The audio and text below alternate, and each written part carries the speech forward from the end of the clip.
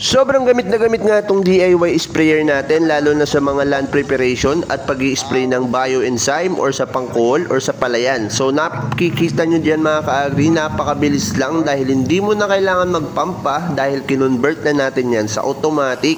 Biruin mo ka-agri yung nabibigay nitong ginhawa kapag nag-i-spray ka, dahil pagka manual pa or yung dating sprayer pa yung ginagamit mo niyan na may papump ka pa dyan, is talagang may hirapan ka at minsan masusugatan pa yung mga balikat mo.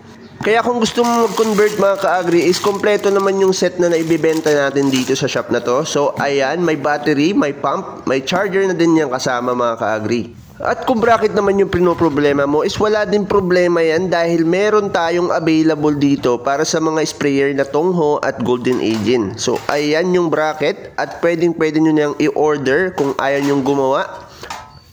Kaya kung gusto mo mag-order mga ka-agri, is pindutin nyo na lang yung yellow basket na naandyan at isi-ship namin yan within 2 to 3 days at mabilis lang natin yung ipapadala. At sa kung nagtatanong kung paano mag-convert nito, is may full video naman tayo na na-share. At kung nagtatanong ka naman kung matagal ba yan malobat, syempre po, so 12 tank loads po yan mga ka-agri.